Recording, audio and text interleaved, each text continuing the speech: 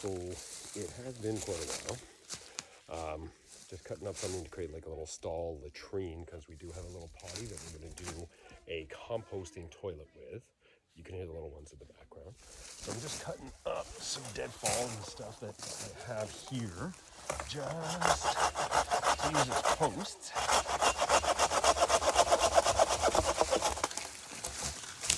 There we go. And I'll use as posts, and I'll hammer into the ground, create like a stall, like a 4-post stall here, and using a tree which is just behind the camera. Yeah, we're gonna create like a little 4-post stall, and I've got a tarp that I'm gonna use. I'm gonna try and frame a little better though.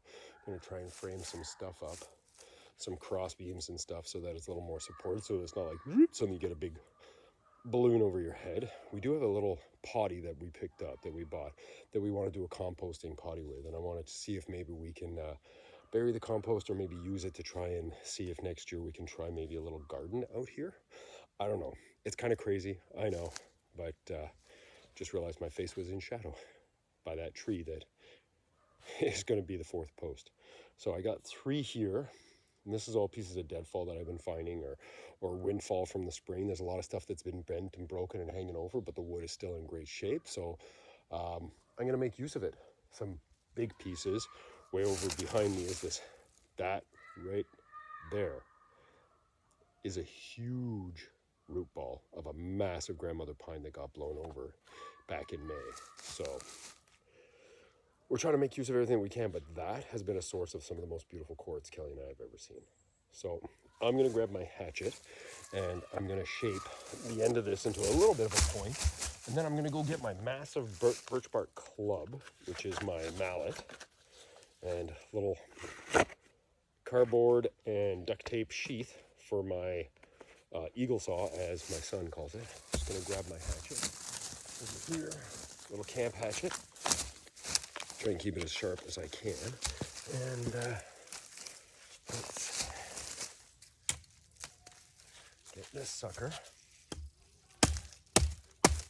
Just a minor point, just like a wedge shape.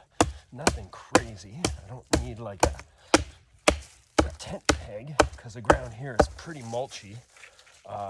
My stone chair, my Flintstone, well, I used it as a chair today, but it's really, see that, just a little bit more here, and I can get that into the ground. It's already going into the ground as I'm chopping it. So there we go. Yeah, so my Flintstone table, and it's just like a little prep table for space over there, for where our little camp is. And I know technically we shouldn't be doing this on Crown land, but it's not like we can afford land right now. And for crying out loud, this is part of what is our country, is people came out and did stuff like this. So kind of representing old pioneer spirit. Alrighty, I'm gonna go get my club, and I'll meet you back here in a moment. All right, so I wasn't kidding when I said a birch bark club. I needed something with some weight, and I was going to use this for other things, and then I kind of chiseled down the handle, and I was like, hey, this is awesome. So let's see, set this right about here.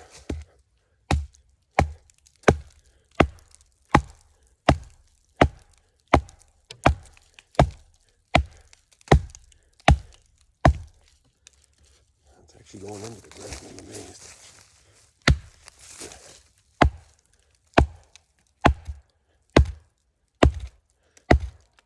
I'm not that worried about just how deep it goes, because right now it's sitting probably about 6 or 7 inches into the ground.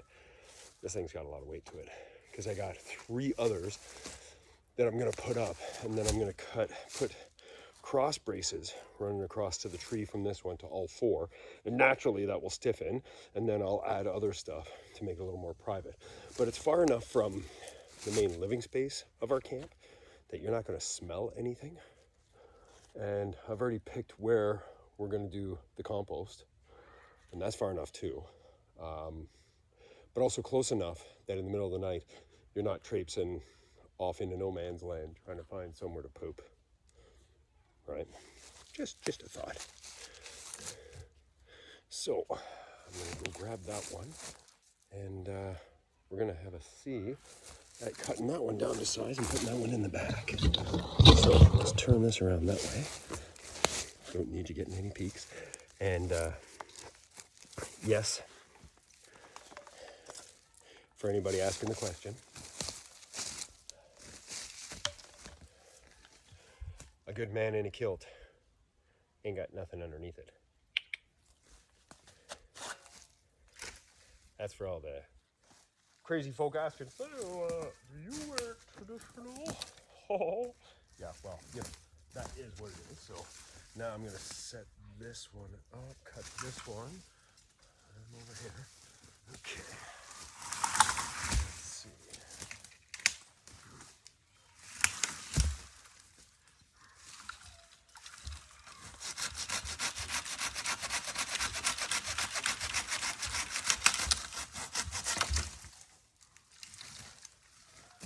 Just a little dead branch sticking out of it. Be a good piece of wood, campfire wood, nice and dry. So, yeah. The abundance of this place is not lost on me.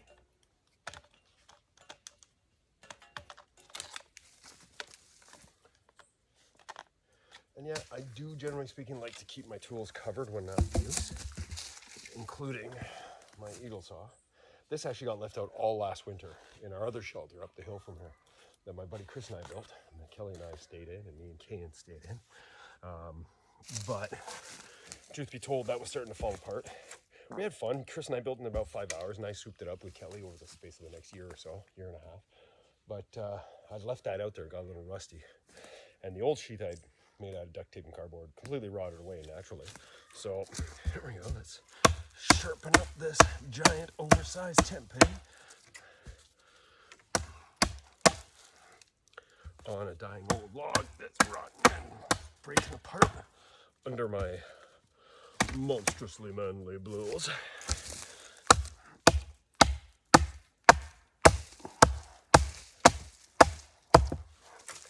Although I'll tell you something I did learn with my wooden seat, or not my wooden seat, my stone table chair thing, is when you're wearing a kilt commando style, tuck from the back. Damn near froze my giblets off.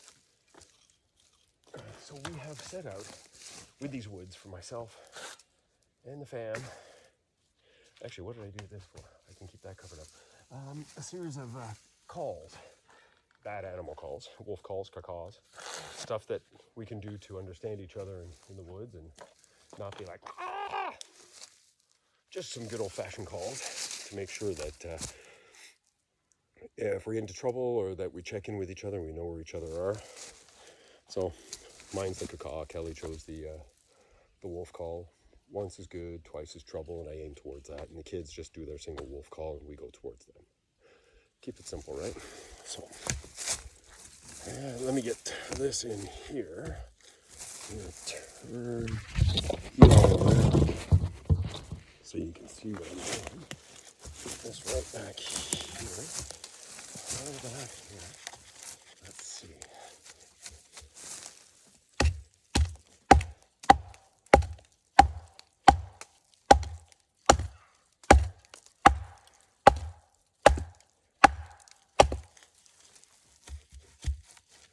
Seems I've encountered some resistance in the ground. There is bedrock all through this area. And lots of rotten wood and trees buried under the duff. For those unaccustomed to the concept of duff or what duff is the moss and pine needles, leaves, tons of oak leaves through here. Absolutely love that.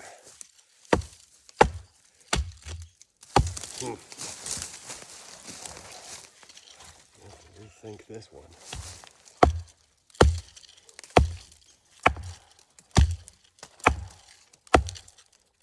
It's going in. There we go.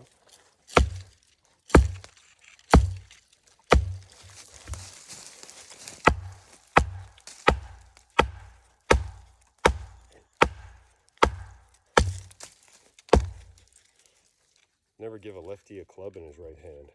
Worked way better in the left. And that little bend just lets me get that bugger right there.